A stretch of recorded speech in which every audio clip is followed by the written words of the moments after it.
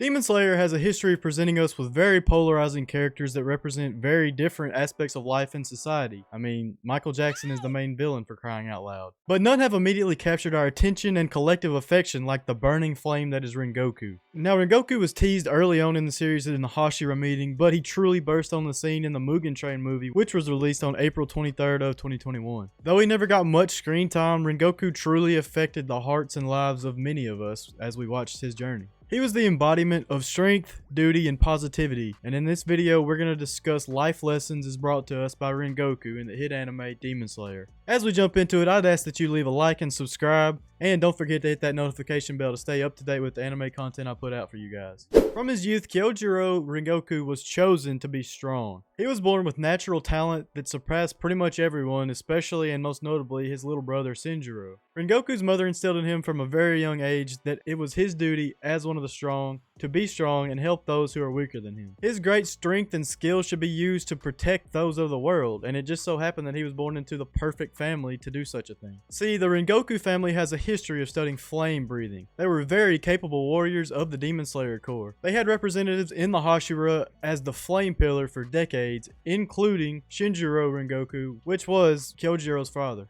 Our boy Rengoku devoted his life to protecting others using this breathing style. Sadly, his mother passed away, which was a defining moment in his life. Now her advice meant exponentially more to Rengoku, as he had promised her to use his gifts accordingly. On his very first mission as a Demon Slayer, Rengoku was faced with a very tragic scene. 9 Demon Slayers and 4 children lay on the ground dead, killed by an evil flute demon, and there was 1 child still alive suffering. The flute demon possessed an ability that allowed it to play a flute, and anyone that heard the flute would be disoriented so that if they tried to move their hands, their feet would move. If they tried to move their feet, their head would move, and so on and so forth. It was just really bad. Rengoku was forced to hit his ears as hard as he could to burst his own eardrums so that he couldn't hear the flute music so it wouldn't affect him. By doing this, he was able to defeat and kill the demon and save the 1 child. He saved 1 innocent life that day on his very first mission, even though it cost him great bodily harm. This was just the first example of Rengoku using his strength for the protection of others. Now there is no greater example of his devotion to his cause of protecting others than the Mugen Train arc. During the train battle when Tanjiro and Inosuke were fighting Enmu, Rengoku was protecting the people of 5 of the 8 cars of the Mugen Train. Now this is kind of insane to me because Zenitsu and Nezuko were tasked with protecting 3 of the cars together, so they had about 1.5 car apiece.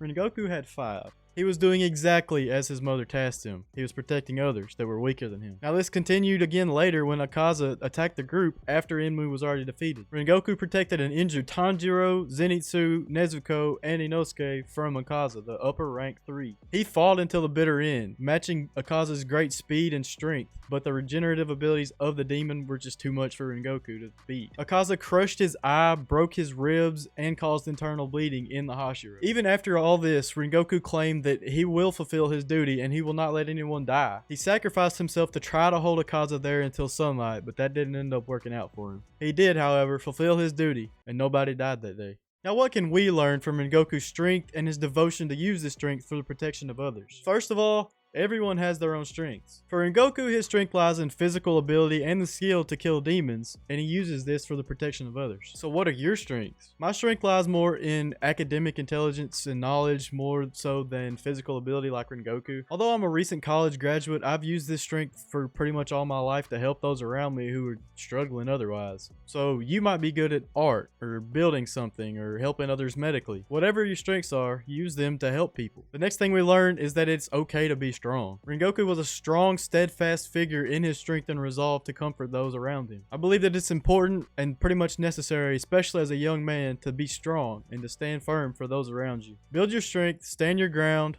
and be a guiding flame to those around you, much like Rengoku was to Tanjiro and the crew. As Dr. Jordan Peterson says, a good man is a very, very dangerous man who has that under voluntary control. Rengoku perfectly encapsulates this idea. And with that, we can move on to our next lesson, which is to always value human life, both yours and others around you. Rengoku's mother, who you can tell is a recurring figure in this story, instilled in him the duty to use his strength to protect others. As we previously discussed, her exact words to him were to help people weaker than him. He transformed this statement into his life mission. He never once fought another human. Even in the Mugen Train arc, when a little girl who was being manipulated by Enmu was trying to destroy his spiritual core, which would effectively kill Rengoku, he was not able to harm her. He just immobilized her unconsciously. The guy lives and breathes his duty. During his Hashira test, which was shown in the spin-off Stories of Water and Flame, Rengoku refused to fight back against Sanemi, who was punching him and trying to start a fight with him. It was against the Demon Slayer code and his own personal code to fight comrades and other humans in Rengoku's case, so he stuck to his guns and was peaceful in the situation. Back to his first mission, Rengoku caused great bodily harm to himself just to save one little girl from the flute demon who had terrorized her and killed 13 others. He always valued the lives of innocents, no matter how many there were. During the Mugen Train arc, he protected 5 of the 8 cars of the Mugen Train, which was impressive,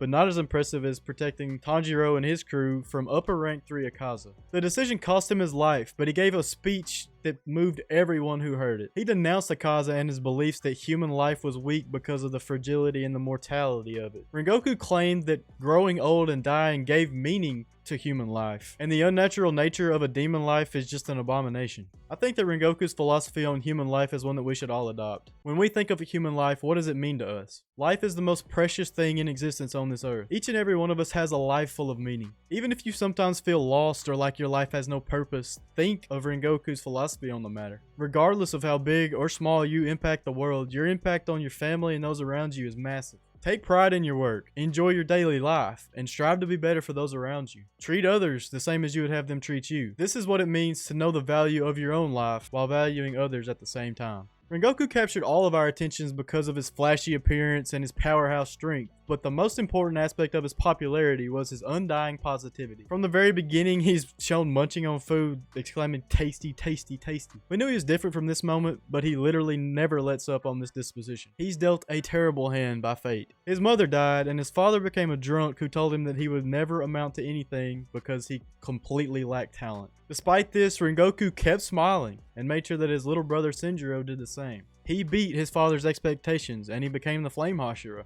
He inspired many other demon slayers along the way, most notably Mitsuru, who studied below him, and Tanjiro's entire crew. Rengoku truly kept the flame in his heart, unlike any other character we've seen in anime in a very long time. His drive to stick to his duty was incredible, and his passion for positivity sets an example for all of us to follow. Rengoku gave up his life to protect Tanjiro and his crew, but before his death he made sure to encourage each and every one of them. He told them that he believed that Inosuke, Zenitsu, and Tanjiro would all make great Hashira of the Demon Slayer Corps one day. He also told Tanjiro that he believed in Nezuko, as she showed her true colors when she protected all the innocent humans in the train cars during the Enmu attack. After he made these statements, Rengoku died in peace with a smile on his face. Rengoku perfected the positive disposition. He taught us that no matter your circumstances, staying positive and keeping a smile on your face is crucial to a happy life.